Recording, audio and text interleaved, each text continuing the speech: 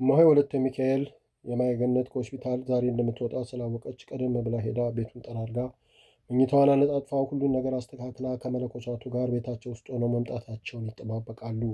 የእማሆይ ማየገነትን ቤት መቀየር ከአበምኔቱ ከአባ ላከ ከእማሆይ ሴት በቀር የሚያውቅ የለም። እንደ እማሆይ ማየገነትን የያዘው መኪና ገዳም ሲደርስ መለኮሳቱ፣ መናኙ፣ ልጆቹ፣ ዘበኞቹ፣ የሀገሬው ሰዎች ከበባት። ግማሹ እያለቀሰ ግማሹ እልል እያለ ሁሉ በደስታ ተቀበላት። ወደ ገዳሙ ግቢ ከመግባታቸው በፊት ወደ ቤተ ክርስቲያኑ ገብተው ጸሎታቸውን አድርሰው የሀገሬውን ሰው ካሰናበቱ በኋላ ወደ ገዳሙ ግቢ ገቡ። እማሆይ ወለተ ሚካኤል እሷን ለመቀበልና በመዳኗ ሰው ሁሉ የተሰማውን ደስታና የሰውን ብዛትና ሁኔታ ስታይ የበለጠ ብግን አለች። ግን የሆዷን በሆዷ አድርጋ እሷን በመዳኗ የተሰማትን ደስታ ልትገልጽ ብትሞክርም ብዙም አልተሳካላትም። የሰው ሁሉ ተፈጥሮ ከሆዱ ሞልቶ የተረፈው ነውና በፊቱና በአንደበቱ የሚገለጸው እሷን በሆዷ ያለውን ደባ የውሸት ፈገግታዋና ማስመሰሏ ጥቂቱን እንጂ ጨርሶ ሊደብቅላት አልቻለም።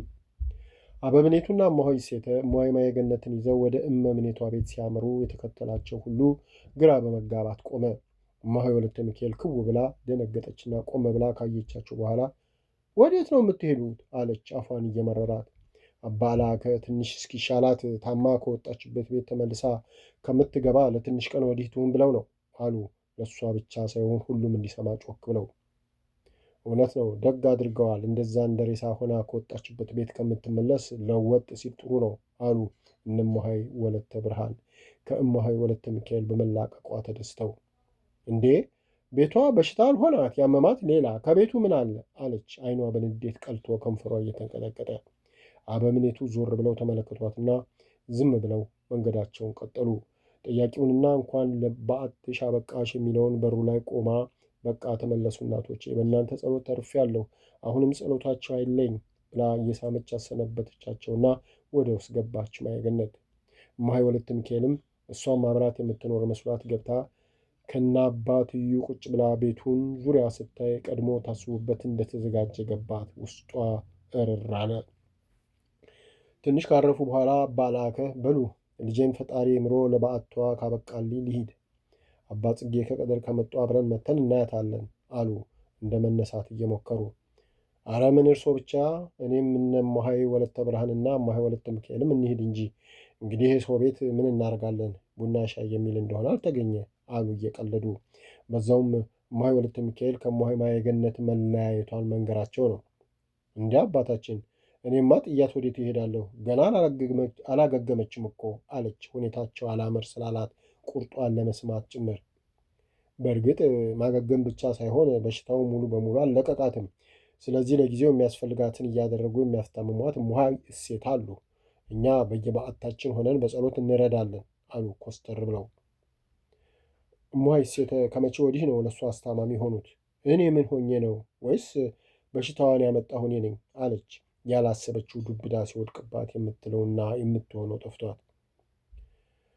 እማሆይ አንድ የማህበራችን አባል ሲታመም ማስታመምና አስታማሚ ማድረግ የማህበሩ ድርሻ ነው። ስለሆነም ለእማሆይ ማየገነት አስታማሚነት የተመረጡ እማሆይ እሴተ ናቸው። ደግሞም በፊትም ገዳሙን በባልደረባነት ለእናንተ የመደበው እሳቸውኑ ነው። ኋላም ከሁሉ የበለጠውን የቆብ እናትነት ያህል ኃላፊነት የያዙ ናቸው። ደግሞ ለልጅ ከእናት የቀረበ ማን አለና ነው አሉ። ቢሆንስ እኔ አላስታምምም መቻልኩ? ደግሞስ ማህበሩ በመቼው ስብሰባው ነው እማሆይ እሴትን ለአስታማሚነት የመረጠው? አለች። እንዴ ለእማሆይ ማየገነት አስታማሚ ለመምረጥ ግዴታ ማህበር ተሰብስቦ መወያየት አለበት እንዴ? እኔ እማሆይ እሴተ ያስታሙ ብዬ አዝዣለሁ። ከዚህ ሌላ ብዙ ንግግርና ንትርክ አያስፈልግም። እማሆይ ማየገነትን ከዛሬ ጀምሮ የሚያስታምሙ እማሆይ እሴተ ናቸው። መኖሪያቸውም እዚሁ ቤት ነው። በዚህ ተቃውሞ ያለው ካለ ተቃውሞውን ለመላው ማህበር አቅርቦ ይወሰንበታል። ጨረስን። በሉ እማሆይ ማየገነት ጨርሶ ይማሮት ብለው ወደ በሩ አመሩ። አባ ላከም ልጄ ጨርሶ ይማርሽ፣ ፈጣሪ በምሕረት እጁ ይዳብስሽ ብለው አበምኔቱን ተከትለው ወጡ። እማሆይ ወለተ ብርሃንም ተሰናብተው ተከተሉ። እማሆይ ወለተ ሚካኤልም ብድግ ብላ ይሄ ነው አብሮ ማደግ፣ ይሄ ነው አብሮ መኖር፣ ይሄ ነው አብሮ መብላትና አብሮ መጠጣት፣ እንዲህ ነው ማየገነት አለች። ፊት ለፊት አቆማ ፍጣባት። እማሆይ ማየገነት እንዲቷን ዋጥ አድርጋ አብሮ መብላትና መጠጣት አብሮ መኖርማ እንደኔ ሳይሆን እንዳንቺ ስራ ነው። ስለዚህ እሱን እንተውና በሰላም እንኑር አለቻት። በአጭሩ መልሱ ይሄ ነው። በይ በይ ከጅን ይክዳው ቀን ያገናኘን ብላ ተስፈንጥራ ወጣችና በንዴት እያጉረመረመች ወደ ቤቷ በፍጥነት ሄደች። እማሆይ ወለተ ሚካኤል ቤቷን በኃይል በርግዳ ገባችና እንዳበደ ሰው ራሷን ይዛ ወይኔ ወይኔ ተቀደምኩ፣ ወይኔ ተነቃብኝ፣ ወይኔ ምን ያለሁ ሙታን ነኝ፣ ያኔ አባባ እንዳለኝ ማድረግ ትቼ ስልፈሰፈስ ጉድ ሆንኩ፣ ወይኔ የዚህ ምን ነው ከመጀመሪያው ማልሞከርኩት ኖሮ፣ ሰው እንዴት በራሱ ውርደትን ያመጣል፣ ወይኔ ልጅት በቃ ማየገነት በትክክል አውቃብኛለች። ራሷን ካወቀች ጀምሮ ሳናግራት በጣም ቀዝቃዛ ነው የሆነችብኝ። አዎ ነቅታብኛለች። ቅድም ራሱ አብሮ መብላትና መጠጣትን እንዳንቺ ስራ ነው ያለችኝ። በቃ ከዚህ ሌላ ለማወቋ ምን ማስረጃ ያስፈልጋል? ደግሞ እሱን እንተውና በሰላም ምንኖር ነው ያለችው። ወይኔ ውርደት! ያቺ እቴ ነች ነገር እያባባሰች ሰይጣን የሆነች። ማየገነት ለእኔ ክፉ አልነበረችም። ስንት ስበድላት አምረራብኝ አታውቅም ነበር። አሁን ግን በቃ አለቀልኝ። ከእንግዲህ ይቅር የሚያሰኝ ስራ ነው ያልሰራሁት። ከእንግዲህ ይቅር የማሰኝ ስራ ነው የሰራሁት። አቤት ውርደት! አቤት አቤት! አሁን ሰው ሁሉ ከሰማ ምን ይለኛል? ከማን ጋር ልኖር ነው ብላ ራሷን ይዛ ትንሽ አሰበችና፣ ግን ሌላው በምን ያውቃል? እሷ አትናገር። አዎ ቅድም አባ ላከ እሷ እንኳን ክፉሽን ደግሽንም አላወራች ብለው የለ ካወቀችም እሷ እንጂ እንደማታወራ አምናለሁ አለችና፣ ታዲያ እሷ ካላወራች አባታችንና እማሆይ ሴት ለምን ፊት ነሱኝ? ለምንስ ቤት ቀየሩላት? ምናልባት በመላ ጠርጥሮኝ ይሆን? አይ የሆነ ነገር ፍንጭ ሳያገኙ ከመሬት ተነስቶ ሰው ይጠራጠረኛል እንዴ? ያውም እኔን አለችና ቅርቅራ ስታስብ ቆይታ፣ እኔ ነኝ እንጂ እሷ በእኔ አትጨክንም። እኔም በሆን ከእንግዲህ በቃኝ። ዳግመኛ ለዚህ ነገር አልመለስበትም። ፈጣሪ እንኳን ማራት። በስመ አብ ከነቆቤ ነፍሰ ገዳይ! አቤት አቤት! የምን አዚም ነው የዞረብኝና እንዲህ አስጨከነኝ? እኔ መሲ ገዳይ! አቤት ጭካኔ! እሷ ብትሆን እንኳን ሞቴን እንቅፋቴን አትፈልግም ነበር። ውይ አሁን እኔ መነኩሴ ነኝ አይደለሁም። እኔም ብሎም እማሆይ ብላ ከራሷ ላይ ቆቧን አንስታ ወደ ግድግዳ ወረወረችውና፣ እኔ ሞት ይገባኛል፣ አዎ ተሰቅዬ መሞት አለብኝ ብላ በዓይኗ ገመድ ፈለገችና የለም። ቀና ብላ ወደ ጣራው ስታይ ለልብስ መስቀያ የዘረጉትን ገመድ አየች። ቶሎ ብላ አልጋ ላይ ወጣችና ገመዱን መፍታት ስትጀምር የገዳሙ ጸሐፊ የሆኑት እማሆይ ምህረት ቤቶች ብለው ገቡ። ለካ ቅድም ስትገባ በርግዳው የገባችው በር አልተዘጋም ነበር። እማሆይ ምህረት አልጋው ላይ ወጥታ ገመድ የምትፈታታውን እማሆይ ወለተ ሚካኤልን ሲያዩ ደነገጡና ወደኋላቸው ሸሸት አሉ። እማሆይ ወለተ ሚካኤልም ደንግጣ ከአልጋው ወርዳ ቆባን ከወደቀበት ቶሎ አንስታ፣ እማሆይዬ ምን ነው ይግቡ እንጂ አለች ቆባን እያጠለቀች። በደህና ነው?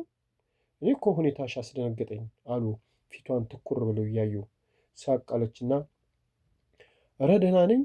ይሄ ገመድ ልብስ ላሰጣበት ስለረገበ ላስተካክሎ ብዬ ስንጠራራ ቆቤ ከራሴ ወደቀ። አንዴ አስተካክዬ አድርገዋለሁ ብዬ ዝም አልኩት። ምን ነው ቆቤን ከራሴ ሲያጡ ፈሩኝ እንዴ? አለች እየሳቀች። መፍራት ብቻ በጣም ደነገጥኩ እንጂ ቶሎ ድምፅሽን ባልሰማ ልጮህ ትንሽ ነበር የቀረኝ አሉ እሳቸው እየሳቁ። እንዴ ምን መጣ ብለው ነው የሚጮሁት? አለች አሁንም የውሸት ሳቋን እየሳቀች። እኔ ምን አውቃለሁ፣ ገባ ስል የተንጠለጠልሽ እኮ ነው የመሰለኝ። ቶሎ ስባት ብለው አማተቡና፣ በአባታችን ቢሮ ድረስ ይፈልጉሻል፣ ፈጣሪ ሰይጣንን ያርቅልን አሉ። ምን ነው በደህና? አለች ደንግጣ። እኔ እንጃ ጥሪልኝ ነው ያሉት። ያው ለስራ ጉዳይ ይሆናላ። በይ በቶሎ ሂጂ እየጠበቁሽ ነው ብለዋት ሄዱ። እማሆይ ወለተ ሚካኤል ደግሞ ምን ሊሉኝ ይሆን? ቅድም በንዴት ክፉ ተናግሬያቸውን እንዴ? እስቲ ሄጄ ምን እንደሚሉኝ ስማና ከዛ በኋላ የሚሆነው ይሆናል ብላ ነጠላ ደረብ አድርጋ ወጣች። ቢሮ ስትደርስ አበብኔቱ በፈገግታ ተቀበሏት። መስቀል ተሳልማ ቆመች። እንድትቀመጥ ወደ ወንበሩ እየጠቆሙ ቁጭ በይ ልጄ አሏት። ፈገግታ ሳይለያቸው እየፈራች እሺ ብላ ተቀመጠችና ቀርቅራ መሬቱን ታይ ጀመር። አበብኔቱ ትንሽ ሲያስተውሏት ቆዩና ጉሮሯቸውን ጠራርገው እንደው ይህ አፌ አለምድ ብሎኝ ምንም ልጆች ብትሆኑ ከነቆባችሁ አንቺ እላለሁ አሉ። እንዲያ አባታችን ደሞ እኛን አንቱ ልትሉ ነበር እንዴ? ይህማ ጨርሶ የማይሆን ነው አለች ደንገጥ ብላና አባን በጨረፍታ እያየቻቸው።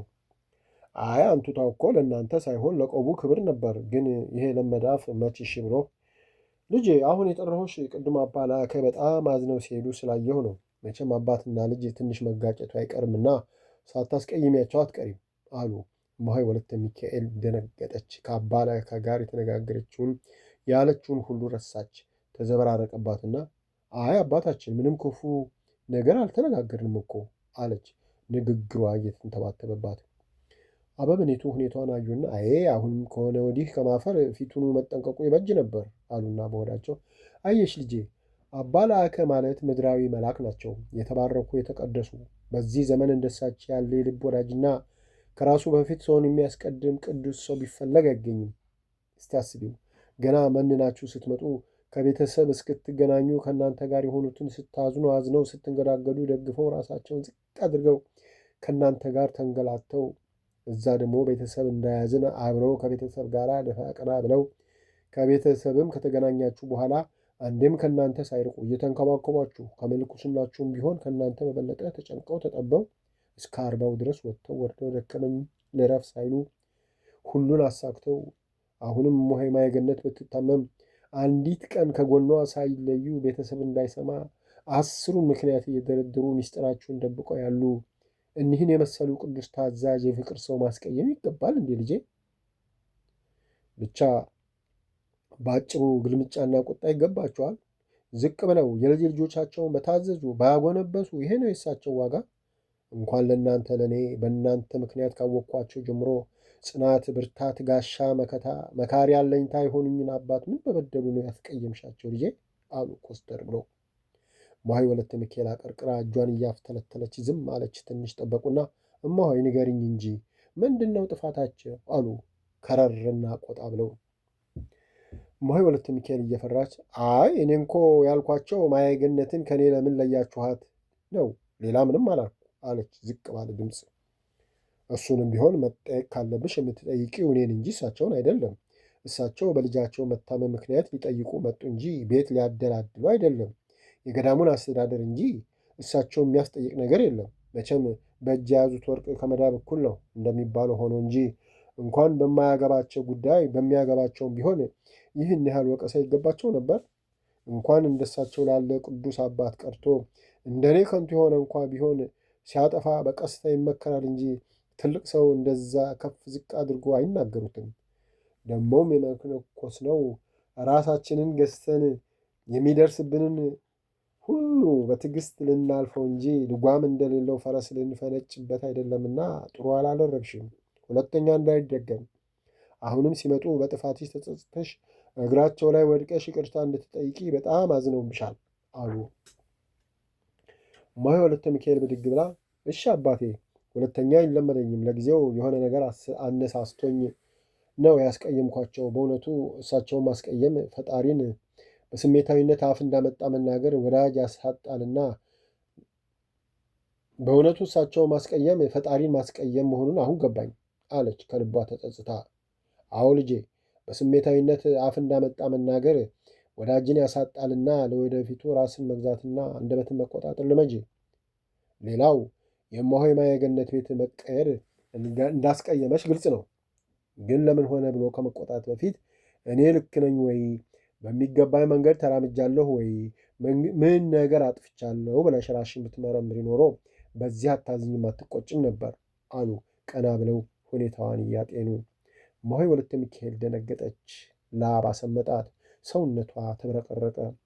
በቃ ታውቆብኛል፣ ወይኔ ተዋረድኩ። ምን ነው ቅድም ቤቴን ዘግቼው በሆነ እኛ ግዳፈኛ ሴትዮ መች ዘው ብለው በገብተው ሀሳቤን ያጨናግፉኝ ነበር። በቃ መድኃኒት አድርገሽባታል ማለታቸው እኮ ነው። ራስሽን መርምሪ ማለት ይኸው ነው። አቤት ውርደት! አሁን ምን ሊውጠኝ ይሆን? ምን ነው አንቺ መሬት ተከፍተሽ ዋጥ ብታድርጊኝ ትጸድቂ ነበር እያለች ቀና ብላ እሳቸውን ማየት ፈርታ በሐሳቧ ስትብሰለሰል አበምኔቱ አተኩረው ሲመለከቷት መጨነቋንና ላቧ ጠብ ጠብ ሲል ይህች ልጅ በትክክል የሆነ ነገር ስታት ነው የታመመችው ማለት ነው። ያ ባይሆንማ እንደዚህ እያርበተበተ ላቧን የሚያንጠበጥን ነገር ባልኖሩ ነበር። አቤት ፈጣሪ፣ እውነትን የምታውቀው አንተ ብቻ ነህና እውነቱን ግለጽልንና እኛንም በከንቱ ከመኮነን አድነን አሉ ወደ ሰማይ ዓይናቸውን ሰቅለው። ሁለቱም በየራሳቸው ሐሳብ ሲያውጠነጥኑ ጥቂት ደቂቃዎች አለፉ። አበምኔቱ ዓይናቸውን ከጣራው አንስተው እማሆይን መልከት አሉና ጉሮሯቸውን ጠራርገው እማሆይ ማየገነትን እመምኔቷ ቤት እንድትገባ የወሰንኩ እኔ ነኝ። እማሆይ ሴትንም አስታማሚ ያደረግኩ እኔው ነኝ። መቼም የገዳሙ አስተዳዳሪ መሆኔ ያንችን ሐሳብ አላውቅም እንጂ እንኳን ለዚህ ለብዙ ጉዳዮች ይሆን ይመስለኛል አሉ። እሷ የቱ ማኅበር ነው የወሰነው ያለችውን አስታውሰውና ይህን ለመወሰን ያበቃኝ ያንቺ ሁኔታ ነው። እማሆይ ማየገነት በመጀመሪያ ቀን ደህና ውላ ማታ በድንገት ስትታመም እግዜር ትረፊ ብሎ እማሆይ ሴትን ባይጥልላት ኖሮ አንቺ ሰው ሳትጠሪላት ሞታ ነበር ብለው ሊቀጥሉ ሲሉ አባቴ እኔ እኮ ካሁን ይሻላታል ብዬ እንጂ ሌላ ምንም አድርጊያት አይደለም። ፈጣሪ ያውቃል እኔ ምን አደረግኳት አለች። ንግግሯ እየተቆራረጠና ማምለጫ መውጫ እንደሚፈልግ ዓይኗን እያንከራተተች። አበምኔቱ ሁኔታዋን አይተው በመገረም እሱን ፈጣሪ ወቀው፣ አፋችንን ሳይሆን ውስጣችንን የሚያውቀው ፈጣሪ መርምረው። እኔ ምንም አደረግሽ አላልኩም፣ ግን እንደዛ በሞትና በሕይወት መካከል ያለን ሰው ካሁን ይሻላል ብሎ መጠበቅ ወይ የዋህነት ወይ ተንኮል ነው። ሁለተኛ በፈጣሪ እርዳታ ሆስፒታል ከደረሰች በኋላ በረሻት አድረሽ ሞት ሽረቷን ሳታይ ወዲያውኑ ወደ ቤተሰቦች ቤት ሄድሽ። አድረሽ ነጋ አልነጋ ብለሽ ወደ ገዳም ሄድሽ። ይህንንም ሚስጥሩን የሚያውቀው ፈጣሪ ይመርምረው። ሶስተኛ በማግስቱ ልክ እንደ ውጭ ሰው መጣ ብለሽ አይተሻት መልሰሽ ወደ ቤተሰቦች ሄድሽ። ከሁሉ የሚገርመው በድጋሚ ከእህትሽ ጋር መጥተሽ መጠየቅ አይሉት መቆጨት ያልተገባ ሁኔታ ስታሳይ ቆይታችሁ ሄዳችሁ። አራተኛ ነቅታ ራሷን አወቀች ስትባይ እሷን ገብቶ ከማየት ይልቅ ወደ ቤተሰቦችሽና ወደ ገዳም ነበር የሮጥሽው። ይህ ምን ተልኮ እንዳለው ፈጣሪ ወቅ። ስለዚህ ገዳሙ ለመነኮሳት እንደ ወላጅ አባትና እናት የልጆቹን ሁኔታ መቆጣጠርና ለሕይወታቸው የማይበጀውን ትቶ የሚበጃቸውን መልካም ነገር ማድረግ ግዴታውና ኃላፊነቱም ስለሆነ አንቺ እሷን ለማስታመም በዘረዘርኩልሽ ምክንያቶችና በሌላም ሌላ ሁኔታዎች ስለማትችይና ከእንግዲህም አብራችሁ መኖር ስለማትችሉ ይህን ውሳኔ ወስኛለሁ። ምናልባት በቂ ምክንያትና ተቃውሞ ካለሽ ለመስማት ዝግጁ ነኝ አሉ አትኩሮ እየተመለከቷት። እማሆይ ወለተ ሚካኤል አቀርቅራ እምባዋን ታወርደው ጀመር። ፍጹም መናገር ከንፈሯን ማላቀቅ አቃታት። አበምኔቱ ዝም ብለው ሁኔታዋን ይመለከታሉ። እምባዋን ስታፈስ ቆይታ አፍንጫዋን እየጠራረገች ቀና ብላየቻቸውና መልሳ አቀርቅራ ትንሽ ቆየችና ዓይኗን እየጠራረገች አባቴ ያሉት ሁሉ እውነት ነው፣ ግን ይህን ያደረግኩት እኔ እሷ ላይ ምንም ነገር አድርጌ ሳይሆን ህመሟ ድንገተኛና ያላሰብኩት ስለሆነ ተደናግጬና የማደርገው ጠፍቶኝ ነው። ወደ ገዳምም የመጣሁት ሲያማት ወደ ላይና ወደ ታች ብሏት ስለነበር እሱን ለማጸዳዳት ብዬ ነው። ነቃች ሲባል ፈጣሪ ስለማደርኝ ራሷን ስታውቅና ነፍሷ ከተመለሰ እሷን ቃል ሳላናገር በመጀመሪያ ወደ አንተ መጥቼ ምስጋናዬን አቀርባለሁ ብዬ ተስፋዬ ስለነበርና በዛውም ቤቱ ተመሰቃቅሎ ስለነበር አጸዳድቼ ለመጠበቅ እንጂ ሌላ ምንም ምክንያት የለኝም አባቴ እመኑኝ አለች እያነባች። አይ ልጄ ያቀረብሽው ምክንያት ፈጽሞ የማይመስል ነው። እንደው በሁለታችሁ መሀል እውነተኛ ፍቅርና መተሳሰብ ካለ አሁን ያነሳሻቸው ነገሮች እንኳን ምክንያት ሆነው ሊቀርቡ በፍጹም አይታሰቡም ነበር። እኔ ሁሌ ሳያችሁ ፍቅራችሁ የአንጀት እየመሰለኝ ስቀናባችሁ ነበር። ለካ ተሳስቻለሁ። ይገርማል። በአንቺ ላይ መከራ ደርሶ ባላያትም እማሆይ ማየገነት ይህን ያህል ጭከና ያላት አይመስለኝም። ልጄ አንቺም ለዚህ ጥለነው ለምንሄድ ዓለም ጨካኝ አትሁኚ። ያስቀናንም የቀናንበትም ነገር ለእኛ ትልቅና የበለጠን መስሎ የታየን ነገር ሁሉ ከንቱና የሚያልፍ ነው። ለዚህ ለጊዜያዊ ነገር ብለን የእህትና የወገን ፍቅርና አመኔታ ማጣት አያስፈልግም። ልጄ ለእኛ ለመነኮሳት እኮ ሹመት ክብር የበላይነት መገለጫ አይደለም። እስቲ መነኩሴ ተሹሞ የትኛውን ደሞዝ ሊበላበት፣ የትኛውን ፎቅ፣ የትኛውን መኪና ሊገዛ፣ የትኛውን ጮማ ሊቆርጥበት ነው? መቼም ገዳም የሚኖሩ ገዳማውያን በመሆናቸው ብቻ ተመረጥን እንጂ ከሌላው በልጠን የትኛው ኑሯችን እናቀናበታለን? እንዳውም ሹመት ለመነኩሴ ሺህ ሞት ነው። የዚህን ሁሉ ማህበር ጸባይ ችሎ ማገልገል ከባድ ነው። እንደ ዓለማዊ ሹም እንደፈለገን ተናግረን የፈለግነውን ሹመን ሽረን ረግጠን ደብድበን ገላምጠን ሰድበን እንደፈለግን ማስተዳደር አንችልም። እኛ የምንሾመው የገዳም ስርዓት እንዳይፈለስና ለገዳማውያን ዝቅ ብለን ለማገልገል ነው። መነኩሴ ሲሾም ሊያገለግል እንጂ ሊያገለግሉት አይደለም። የቀድሞ አባቶቻችንና እናቶቻችን በገዳም ሲሾሙ የተጣለባቸውን ኃላፊነት የሚቀበሉት በለቅሶ በሐዘን ነው። የተሾሙበት ጊዜ እስኪያልቅ ድረስ የሚኖሩት በጾም በጸሎት ራሳቸውን በሥራና በልዩ ልዩ ትሩፋት በመጉዳት ነበር። ማህበሩን በቅንነት የሚያገለግሉት? ለምን እናት፣ አባት፣ እህት ወንድሙን ጥሎ ከያቅጣጫው ለመጣው መናኝ እነሱ የአባትን፣ የእናት፣ እህትን፣ የወንድም፣ የጓደኛን፣ የወገንን እያንዳንዱን መናኝ የዚህን ሁሉ ቦታ ተክተው መገኘት ስላለባቸው የዚህ ሁሉ መናኝ ጫና ስለወደቀበት ሁሌ ሐዘነተኛ፣ ሁሌ ታዛዥና ሁሉን እንዳመሉ ተንከባካቢ ነው። ታዲያ ለዚህ ሰው ይታዘንለታል እንጂ ይቀናበታል? ምኑ ያስቀናል? ለራሱ በማይኖር ሰው ይቀናል ልጄ? እኔ ሳስበው ሰይጣን ይህን ቅናት የተባለውን ዘር ሳይዘራብን አይቀርም። አዎ ጭካኔ፣ ይሉኝታ ማጣት፣ ጥላቻ፣ ሌላውን ለማጥፋት መድፈር፣ ንዴት የመሳሰሉት የቅናት ልጆች ናቸውና ልናስወግዳቸው ይገባናል። እስቲ ላስፈርድሽ ልጄ። አሁን እኔ የዚህ ገዳም አስተዳዳሪ ነኝ። ግን ምን አለኝ? ቤት፣ መኪና፣ መሬት ወይስ ባንክ ገንዘብ? የትኛውን ያማረና የደመቀ ለበስኩ? የትኛው ከፍተኛ ቦታ ተቀመጥኩ?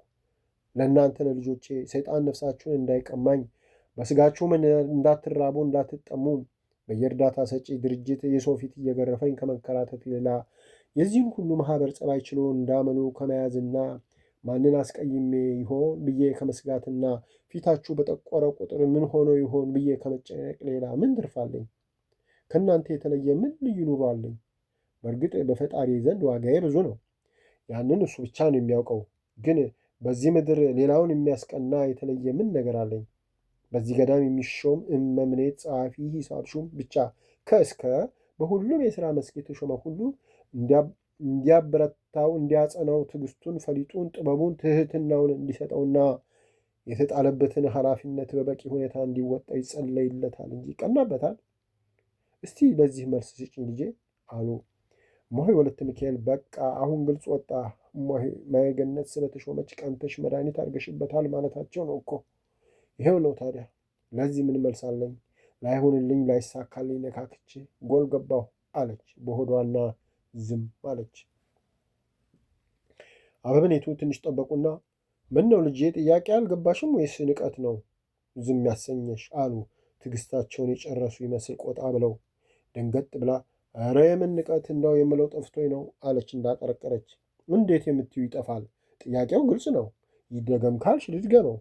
በገዳም መነኩሴ ተሾመ ተብሎ ይቀናበታል ወይ? የሚበላው አንድ ዳቤ፣ የሚጠጣው ውሃ፣ የሚለብሰው መላው ማህበሩ የሚለብሰውን ሹመቱ ለታዛዥነትና ለበታችነት ካልሆነ በቀር ምን የተለየ ነገር ኖሮ ይቀናበታል? መልሽልኝ ልጄ አሉ አባቴ።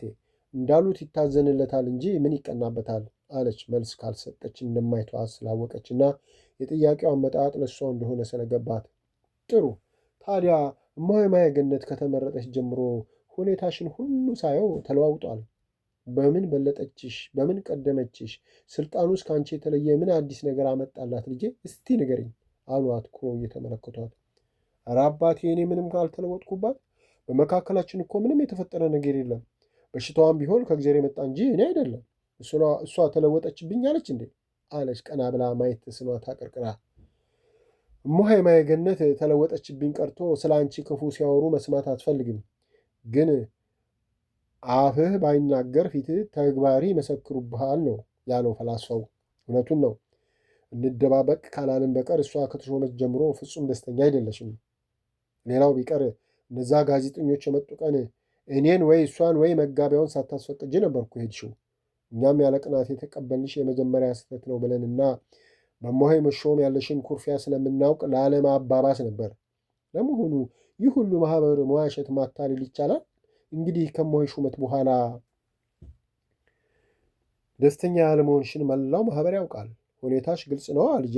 ለምን ለሰይጣን በርሽን ትከፍችለታለሽ? ለምን ፊት ትሰጪዋለሽ? ገና ካሁኑ ለእሱ ከተማረክሽለት መቼም የመነኩሴ ዕድሜ ዘልዛላ ነው። ቀሪ ህይወትሽን እንዴት ልትጠልቂ ይሆን? ጭራሽ እኮ አንቺን የኳስ ሜዳና ኳስ አድርጎ ወደፈለገው አቅጣጫ ሊጠልዝሽ ሊኖር ነው። ለምን አትቃወሚም ልጄ? ያንንም ይህንንም ጥሩ አስመስሉ እያጓጓሽና ሳያመልጥሽ ይህን አድርጊ እያለሽ በፈለገው መንገድ ሲመራሽ ለምን እሺ ብለሽ መንገድ ትጀምሪለታለሽ ልጄ? ኧረ ታገዩ። ከአቅምሽ በላይ ከሆነ ደግሞ እርዱኝ፣ ጸልዩልኝ በይ። ባለቤት ካልጮኸ ጎረቤት አይሰማም እኮ አሉ እማሆይ ወለተ ሚካኤል። እሳቸው ሲያወሩ እሷ መውጫ ቀዳዳውን ስታሰላስል ቆይታ አንድ ነገር ትዝ አላትና ፈገግ ብላ አባቴ የእኔና የማየገነት ቅሬታ እሷ እመምኔት ሆና በመመረጧ ላይ አይደለም፣ ግን ሁልጊዜ ከዚህ ገዳም ካልወጣን እያለች ስለምትጨቀጭቀኝ እኔ ደግሞ ይህ ገዳም ምን አለን እናቶቻችን አባታችንም ልክ እንደ እንቁላል እንዳንሰበር እየተጠነቀቁልን ለምን ጥለናቸው እንወጣለን ነው የምለው። ይሄ ነው እኔና እሷን ያላስማማል አለች። ማየገነትንና አበምኔቱን ማጠያ መንገድ ያገኘች መስሏት ከልቧ ተደስታ። አበምኔቱ እንውጣ የሚለውን ቃል ሲሰሙ ክፉኛ ደነገጡ፣ ተረበሹ። ለምን እዚህ ምን ከፋ ብለው በሐሳባቸው ብዙ ነገር አወረዱና የመኖርንና የመሄድን ጉዳይ የሚያውቀው መድኃኔዓለም ነው። ግን እሷ ይህን ገዳም ጥለን እንሂድ ማለቷ ለምን ነው? ምን ምክንያት አላት? ግልጽ አድርገሽ ንገርኝ ልጄ አሉ ምክንያቷን ለማወቅ። እሷማ የምትለው እናትና አባቴ ለገዳም በመስጠት ንብረታቸውን ጨረሱ። ስለዚህ እኔ ከሌለሁ ለማ ብለው ያመጣሉ እና እንውጣና ራቅ ወዳለ ገዳም እንሂድ ነው። እኔ ደግሞ ኖሯቸው ለገዳም መስጠታቸው ለአንቺም ለእነሱም በረከት ነው። ነገም ጨምረው ይስጡ። ለዚህ ብለን ይህችን ወርቅ ገዳም ትተን አንሄድም።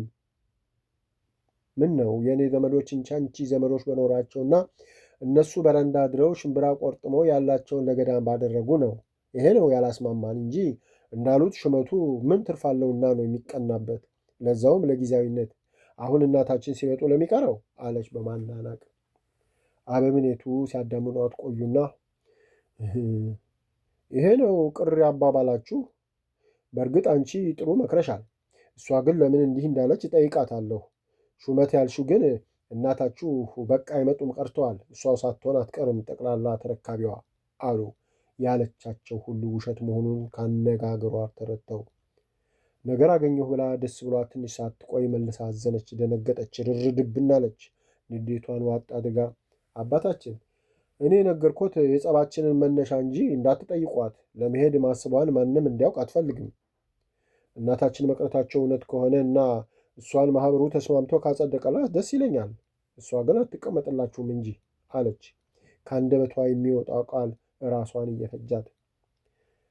እሱን ሲሆን እናየዋለን። ለአሁኑ ግን አንቺ በርቺ። የሰይጣን ወጥመድ የት እንደተጠመደ አይተሽ ተጠንቅቀሽ ተራመጂ። ፊት ሰተሽው መጫወቻ አድርጊሽ። አብስተሽ ጸልይ፣ ስገጂ። ስንፍና ወጥመድ ውስጥ ይጥላልና ብርቱና ታጋይ ጀግና ቆራጥ መነኩሴ ሁኚ። ድል ንሽው እንጂ ድል አይንሳሽ ልጄ። ጨረሱ ወይ በይ ወደ በዓትሽ ሂጂ ብለው እሳቸው ቀድመዋት ብድግ አሉና ወጡ። እማሆይ ወለተ ሚካኤል ቤቷን ከፍታ ገባችና ቁጭ ብላ ብዙ ካሰላሰለች በኋላ የበሰበሰ ዝናብ አይፈራ ነውና ጀምሬ መቶ የለብኝም። ደግሞ ስለማን ብዬ ነው የሚተሰቀለው የምሞተው? ነገ የዚህ ሁሉ ማኅበር አስተዳዳሪዋ እኔ። አባቴ ያለውን በትክክል ያደርጋል። ዛሬ አንጓጠጠኝ ሁሉ ይሰግድልኛል። አዎ ለእሷ የታሰበውንም እንደምንም ተቅለስልሼ ገብቻ አድርገዋለሁ። ከዛ በኋላ ያለምንም ተቀናቃኝ ሁሉ በጄ ይገባል። ማይሴትን ይሰራላታል። በቃ ጥንቱንም ባልዘፈንሽ ከዘንፈሽ ባላፈርሽ ነው። ስለዚህ አንዴ ተጀምሯል ማለቅ አለበት ብላ ደመደመች።